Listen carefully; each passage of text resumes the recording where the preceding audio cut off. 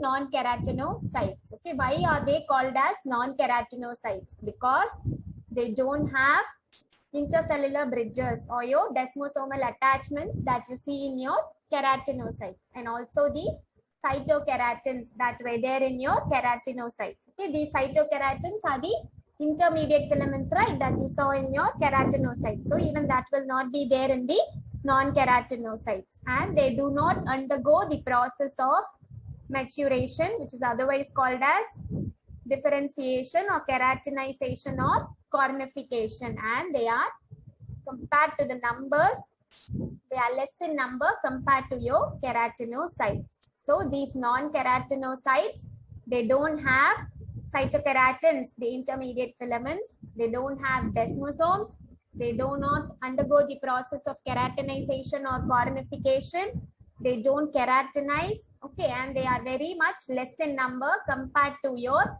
keratinocytes. Okay, so these are your non-keratinocytes, the properties of your non-keratinocytes.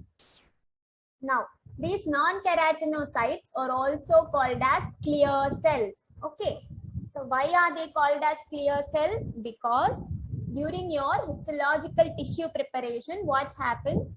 The cytoplasm, okay, this is your cytoplasm, right? This is your nucleus. So this cytoplasm will shrink. Okay, the cytoplasm around the nucleus will shrink. That is why you see a halo, okay, a clear space or a halo just surrounding your nucleus. This is the halo around the nucleus. So because of which these non-keratinocytes are called as clear cells. Okay, and these non-keratinocytes will constitute only 10% of your whole epithelium. Okay, so they are less in number compared to your keratinocytes. Yeah. So why they are called as non-keratinocytes? They lack the intermediate filaments, which are the cytokeratins. They lack desmosomes, except only one non-keratinocyte, which is called as your Merkel cell. I'll name the non-keratinocytes now. Only then you'll be able to make out. So these Merkel cells alone have desmosomal intercellular attachments. Okay, they could not keratinize. They are called as clear cells because of the halo that you see around the nucleus, and they do not undergo the process of maturation or cornification or keratinization. Okay, so why they are called as non-keratinocytes? Okay, they are less in number, they constitute only 10%, they lack desmosomes, they do not undergo maturation.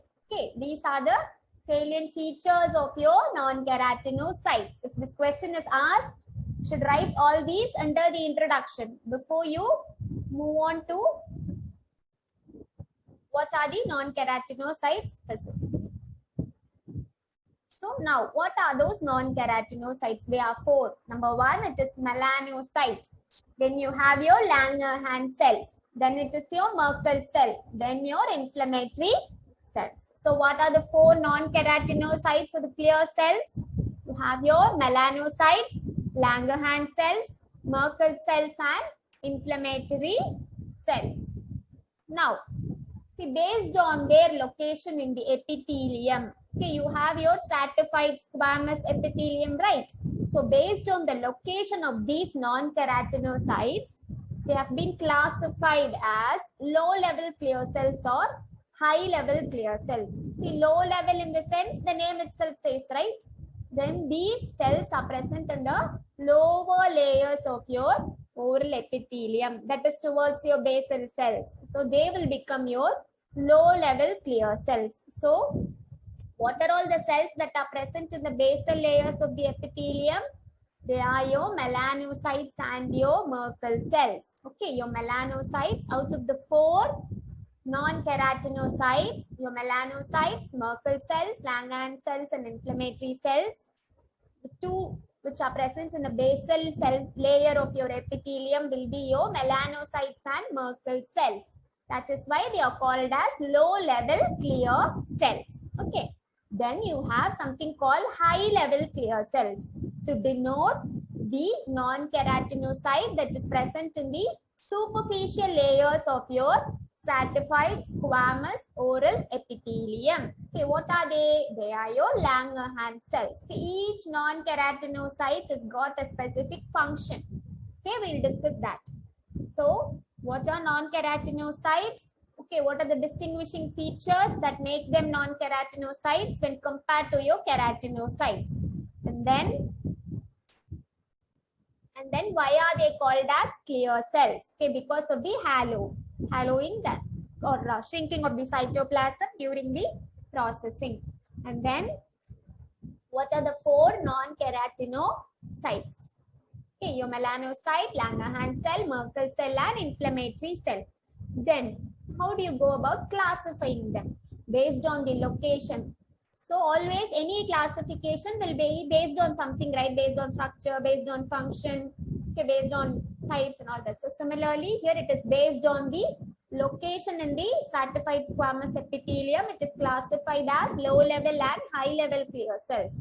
Low level clear cells will be your melanocytes and Merkel cells. High level clear cells will be your Langerhans cells. Then another classification. So these clear cells can be even classified as dendritic cells or non-dendritic cells.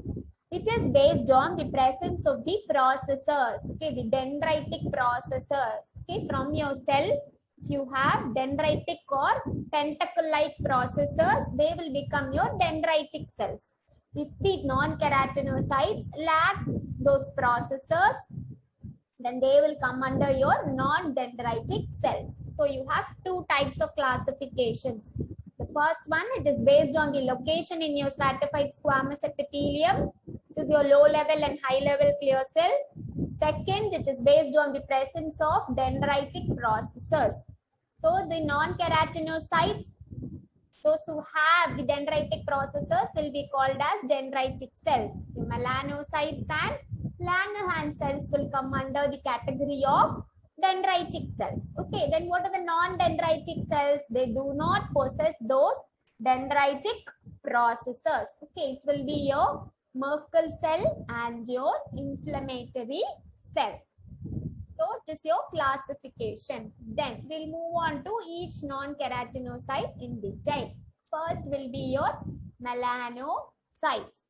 What are these? See, these are the dendritic processors. That is why they are called as dendritic cells. So they are under the classification, they come under low level clear cells. That is, they will be present in the basal layer of the epithelium, your stratified squamous epithelium. And they come under the category of dendritic cells. That is, they possess these dendritic processors. Okay. Please remember, these non-keratinocytes will constitute only 10%. Okay.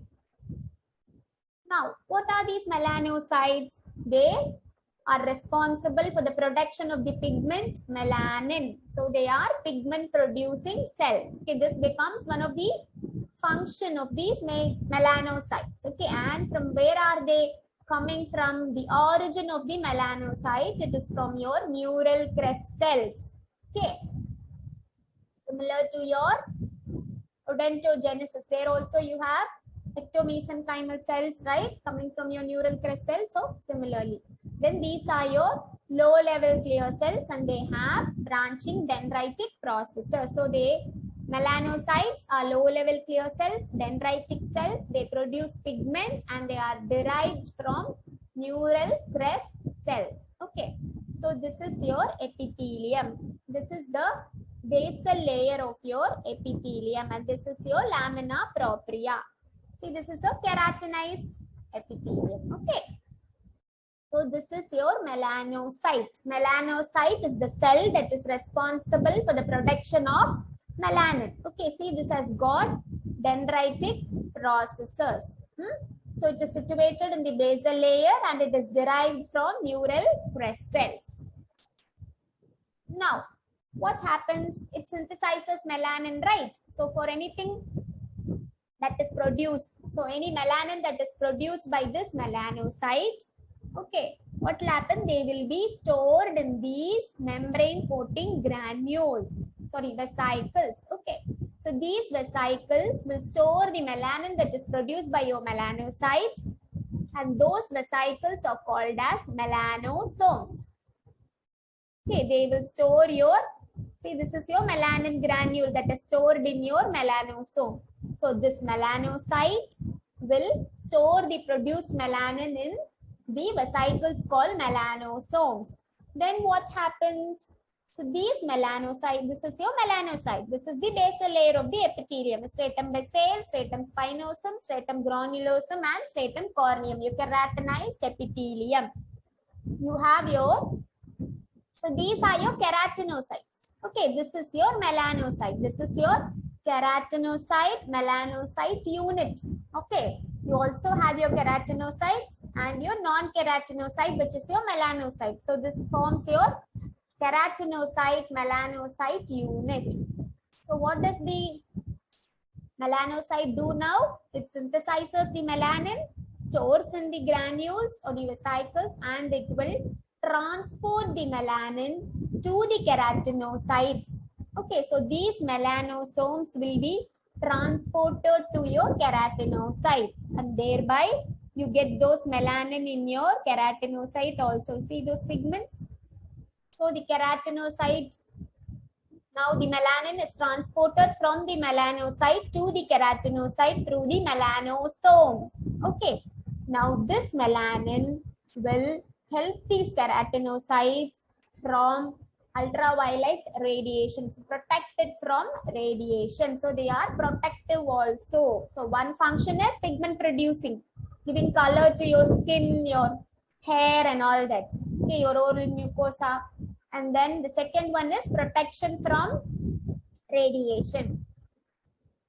See, one melanocyte almost contacts 30 to 40 keratinocytes through these dendritic processes. So they are less in number. They constitute only 10% of your stratified squamous epithelium, right?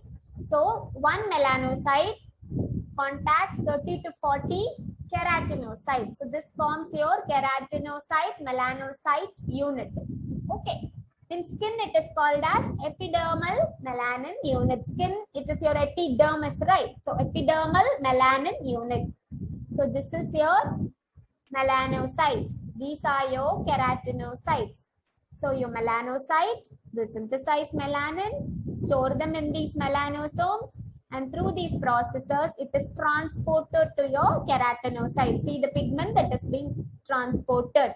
Okay, and this will now protect these keratinocytes from UV rays. Now, what is the synthesis of melanin called as? That process is called as melanogenesis. Okay, melanogenesis is the term that is given for the production of melanin. Okay, what are the steps involved in melanogenesis? Tyrosine is converted to DOPA. Okay, dihydroxy phenylalanine. Then you have your dopaquinone, and from there you have your melanin. So the enzyme, the chief enzyme that is responsible for melanogenesis is tyrosinase. So tyrosinase helps with the production of melanin, which is called as melanogenesis. You have two types of melanin. Okay, you have eumelanin and you have pheomelanin. See, eumelanin, it is all towards a darker shade. Okay, black skinned people, dark black hair and all that. So that comes under eumelanin, which is brownish black pigment. Your pheomelanin, it is reddish yellow. See, reddish yellow. You see this in fair skinned people with brownish hair. So your eumelanin and pheomelanin. Eumelanin is, when you compare the protective function between eumelanin and pheomelanin, eumelanin is more protective against your UV radiations. That is why fair-skinned people are more prone to radiation-induced CASMR. Okay, radiation injuries. So these are your melanocytes, your melanosomes. Now what happens? It is transported via these dendrites to your keratinocyte. See, now it is your keratinocyte with your melanin. Okay, and this is the process that happens. So what happens? these dendritic processes will move adjacent to your keratinocyte. Okay, then what happens? There is fusion between the membranes. So your keratinocyte membrane and your melanocyte membrane will fuse. Okay, membrane fusion. Then these vesicles with your melanin, it is shed into your keratinocyte. Then those melanin pigments are exocytized into your keratinocyte from the vesicle. So this is how your melanin that is produced by your melanocyte is transported to your keratinocyte. Okay. See those clear cells. This is a tissue section which is keratinized, stratified squamous epithelium. Okay. See, these are your clear cells. So this is clear. This has got a halo around the nucleus. This has got a halo. So these are your melanocytes or clear cells. Okay. Now what has happened? These melanocytes have transferred the pigment, the brown pigment, to your keratinocytes. See, now they look brownish. These are your keratinocytes. Now these clear cells with halo around the nucleus are your melanocytes. Okay.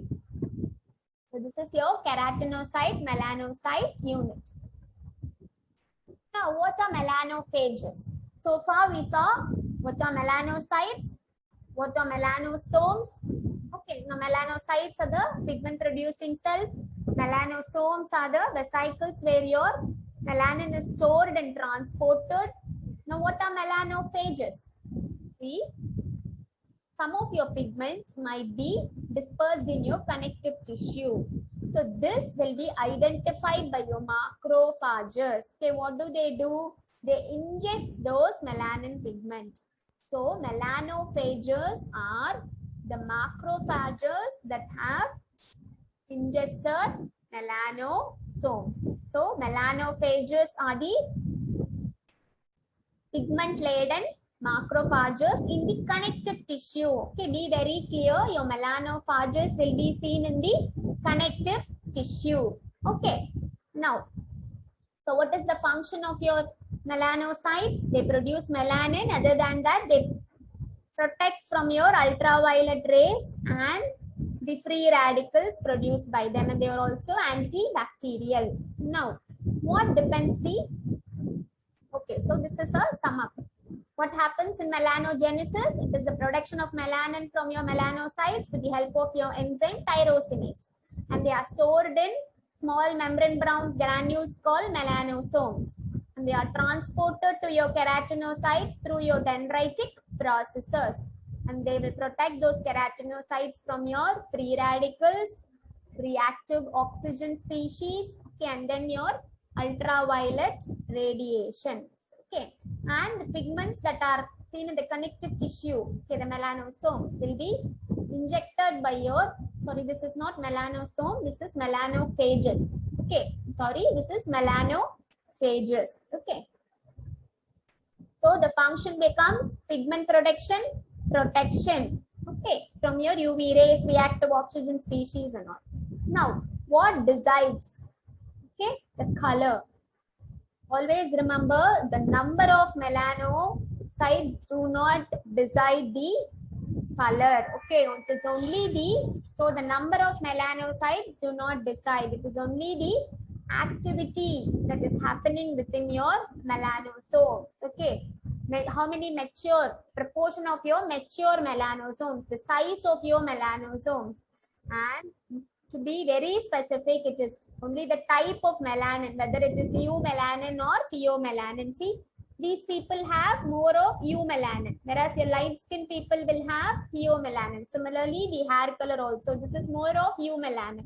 This is more of reddish yellow, right? Pheomelanin. So, your quantity, that is your number of melanosomes, do not decide. Okay, it is only the activity that decides the color.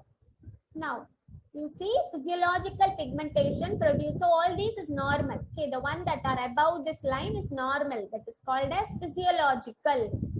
This is physiological. That is, it is normal. This kind of a pigmentation of your free gingiva, attached gingiva, marginal gingiva. This is physiological. Your tongue pigmentation. Okay. Normal people also have this kind, and this one in your palate is also physiological. Whereas these are pathological pigmentations. That is, they are not normal. They are not seen in normal patients. See, these are your stains from tobacco. So this patient has the habit of tobacco smoking, and because of which he has developed pigmentation. This is your melanosis due to smoking. So this is called as smoker's melanosis, and this may be seen in immunocompromised patients. Okay, where their immunity is compromised, so they are most prone to infections. Maybe the drugs they take will produce such pigmentations, and this is pigmentation that is seen in the palate. Okay, you have various conditions that will give such a clinical presentation. You have melanoma, nevus, and all that. So they are the pathological conditions. So you just know what is physiological pigmentation, what is pathological pigmentation. So far we have seen melanocytes. Okay. So melanocytes, pigment producing. Okay, what are melanocytes? Which are melanosomes? Which are melanophages? Which is eumelanin? Which is pheomelanin? Now we'll move on to Langerhans cells. Okay, Langerhans cells are also dendritic cells. That is, they will also have dendritic processes. Okay. And they are high level clear cells. That is, you do not see them in the basal cells of your epithelium. Okay, and they are derived from bone marrow. So they are derived from stem cells, hematopoietic stem cells. They are located above the basal layer. So they are high level clear cells. They have processes, so they are called as dendritic cells. So they are high level clear cells, dendritic cells, and they are called as antigen presenting cells. Okay, antigen is any microbe or any foreign body or something that is considered as an antigen, okay, by your body. So that antigen will be presented to your lymphocyte, okay, your T lymphocytes, so that is destroyed. So they play a very important role in immunity, okay, your natural and your passive immunity. So this is your bone marrow. Just a minute. So these Langerhans cells are derived from your bone marrow, and they will move on to your blood vessel, right, from your bone marrow. So from your blood vessel, whenever there is any exposure to antigen, okay, when there is any antigenic exposure to your stratified squamous epithelium, what happens? They will move on to your blood vessel from your bone marrow, and from the blood vessel, what do? They breach the basement membrane. That is, they move across your basement membrane and move into your epithelium. Okay. For what? They have to process these antigen, and they have to present it, okay, to the T lymphocyte to produce an immune response. See, what is the ultrastructure of these Langerhans cells? They have a vesiculated nucleus, okay, and then they very characteristic is Birberg granules. See, these are the Birberg granules. Okay, they are rod shaped or flask shaped granules, okay, similar to a tennis racket. So Birberg granules are present in Langerhans cells. And I told you, right, the origin for your melanocytes was from neural crest cell. For your Langerhans cell, it is from your hematopoietic stem cell, from your bone marrow. See, your Langerhans cells from your bone marrow. So what happens here? It has, see, there is an antigen exposure. So your Langerhans cells have come from your bone marrow, okay, to your blood vessel, across the basement membrane, into your epithelium.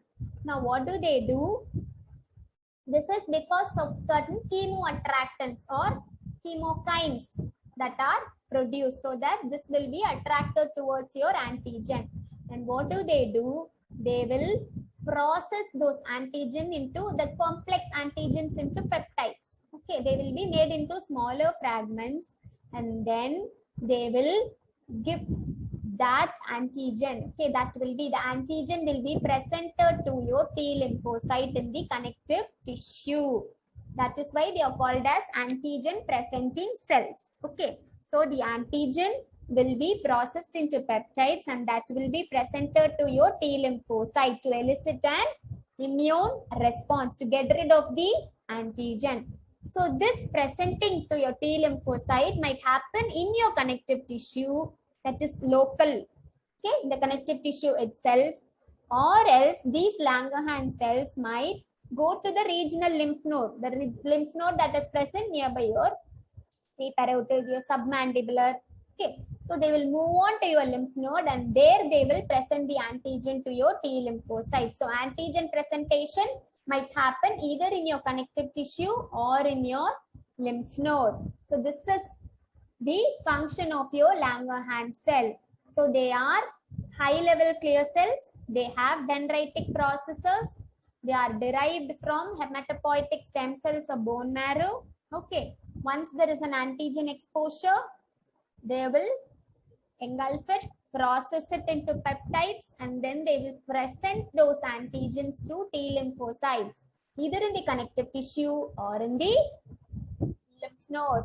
Okay, and what is Birberg granule? They play a major role in processing those antigens. Okay, they are rod shape or flask shaped granules similar to your tennis racket.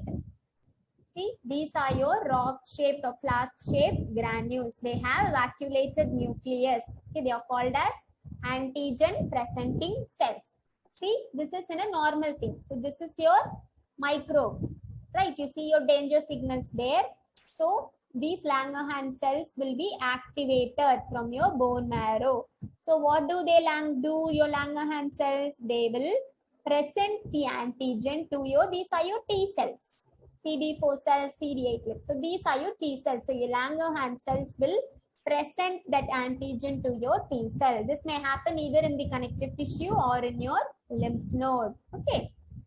So that is why they are called as antigen presenting cells. See, this is your Langerhans cell with the dendritic processes. So the antigen is presented to your T lymphocyte.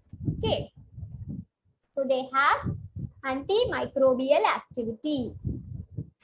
See, this is your basal layer. The Langerhans cells are present just above that. They are high level clear cells, right? So these are your Langerhans cells.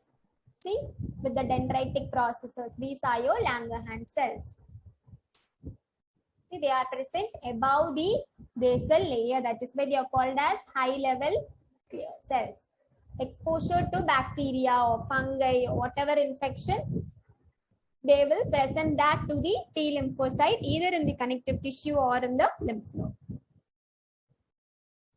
Certain pathological conditions where you see these will be your gingivitis, periodontitis. Gingivitis is inflammation of your gums, your periodontitis. Okay, and then your ulcer, aphthous ulcer, then white lesions of your oral cavity. So these are some pathological conditions where you see these Langerhans cells being active.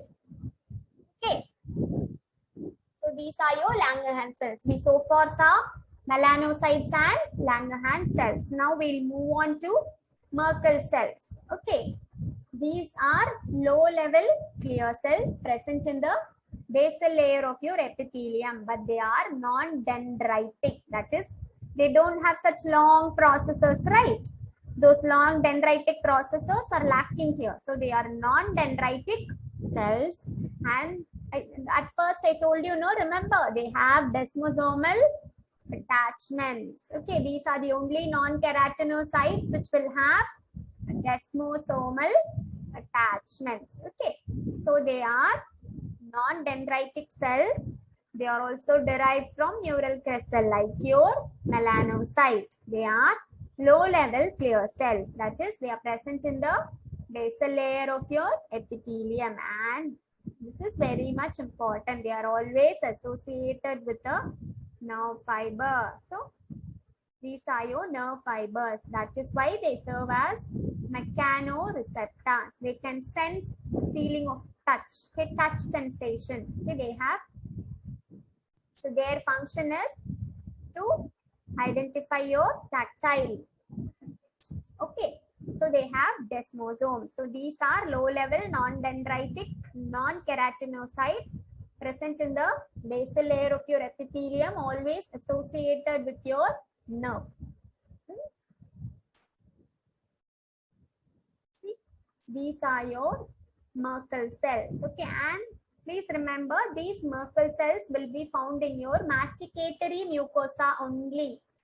Under masticatory mucosa, you have your gingiva and hard palate, right? So most commonly in your gingiva, you have these Merkel cells. So that you touch your gingiva, you will be able to feel that touch sensation. That is because of your Merkel cells. So they are present in your basal layer. They are non-dendritic. See, these have these dendritic processes, your melanocyte, your Langerhans cell and all that. Whereas your Merkel cell lacks those long processes, right? So they are non-dendritic, but these are the only non-keratinocytes that possess desmosomes, okay, tonofilaments, cytokeratins and all that, and they are derived from neural crest cells. But there is still a controversy based on where they originate from, whether from neural crest cells or epithelial in origin, but they suggest it is from neural crest cell, and they are mechanoreceptors. They respond to touch, okay, and they are increased in number in case of inflamed mucosa, that is your gingivitis and all that. See, it is always associated with your nerve ending. So what happens when there is any, see, these are your vesicles that is found in your Merkel cell. Okay, they will release neurotransmitters that will be sensed by your nerve and your impulse will be generated. Okay, this is your function of your Merkel cell, your mechanoreceptors. Okay, tactile sensation. So these are your Merkel cells associated with your nerve fiber. See, they are associated with the nerve. They have your tactile disc, tactile sensation, your mechanoreceptors.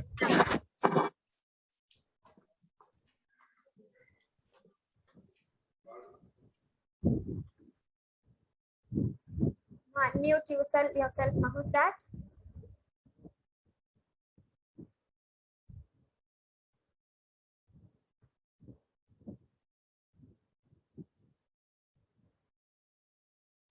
So these are your Merkel cells. Okay. See, this is your melanocyte. This is your Langerhans cell, your antigen presenting cell. See, this is your histological section of your Merkel cell. So this is your clear cell, Merkel cell in the basal layer of your epithelium, and see the nerve fiber. Okay, it is associated with. Okay. Now it is seen in your masticatory mucosa, most commonly gingiva. So far we saw melanocyte, Langerhans cell and Merkel cell. Okay, Merkel cell is associated with your nerve fiber. They are non-dendritic clear cells responsible for mechanoreception, your touch sensation. Okay, they are high-level clear cells. Now we'll move on to the last non-keratinocyte, which is your inflammatory cell. See, your inflammatory cells may be these. Okay, your neutrophil, eosinophil, basophil, your WBCs. Okay, you have granulocytes and non-granulocytes. Granulocytes will have granules, whereas your agranulocytes lack granules in the cytoplasm. So among these, most common inflammatory cell or the non-keratinocyte that you come across will be your lymphocyte. Okay. See, these are your granulocytes. This is your neutrophil, okay, multi-lobed. Okay, 3 to 5, your eosinophil, which is bilobed with eosinophilic granules. Your basophil with basophilic granules obscuring your nucleus. These are your granulocytes. They have granules in the cytoplasm. Whereas your lymphocytes are your and monocytes are your agranulocytes. They don't have nucleus. Okay. And now coming back to non-keratinocytes, the most common non-keratinocyte, that is the inflammatory cell that you notice there, will be your lymphocytes. Your lymphocytes will have very large nucleus, only a thin rim of cytoplasm surrounding it. Okay, it may be a small lymphocyte or a large lymphocyte. Okay, they migrate from the connective tissue. They are present in your connective tissue. When you draw your histology diagrams, you do blue dots, right? So they are your inflammatory cells. Okay, so the inflammatory cells, they are most commonly your lymphocytes, but occasionally, that is to an extent, you might also have neutrophils, which is a granulocyte. So your lymphocytes are your chronic inflammatory cells. When there is long-standing infection for more than 4 weeks, then you have your lymphocytes there. Whereas your neutrophils are acute inflammatory cells. Okay, when the infection is of immediate onset or less than 4 weeks in duration, your neutrophils will be there. And they, see, both your inflammatory cells and your Langerhans cells have a role to play in immunity, right? So they may be associated with Langerhans cells also. Whenever there is any antigen exposure, your Langerhans cells will be activated. Similarly, your lymphocytes also, in response to any infection, inflammation, your lymphocytes will come into play. So both these have a role in immune system, both your natural, your innate and your adaptive immune response. So your lymphocytes play a major role. To an extent, you also have your acute inflammatory cells. So lymphocytes are your chronic inflammatory cells. See the amount of nucleus that they have and the only a rim of cytoplasm. See, these are your lymphocytes. Okay, very large nucleus and only very little cytoplasm. What are these? These are the red blood cells. Okay. Now, so this is the inflammatory cell that you see in the connective tissue in this picture. Okay, whereas here it is seen in your near your epithelium itself, right? See, very large nucleus, thin rim of cytoplasm. So you see you also see plasma cells and all. Okay, they are also your chronic inflammatory cells. So acute inflammatory cell, neutrophil. Chronic inflammatory cell, lymphocytes, plasma cells. Okay, all that will come. So far we saw non-keratinocytes. Okay, 4 non-keratinocytes. Melanocytes, Langerhans cell, Merkel cell and inflammatory cells. Okay, the functions, their function is very important. Melanocyte, it is responsible for pigments and protection against your ultraviolet rays. Okay, whereas your Langerhans cells, antigen presenting cells, they have a role to play in immunity. Your Merkel cells are your mechanoreceptors. And then you have your inflammatory cells, most commonly your lymphocytes. Okay, so they may be associated with Langerhans cell also.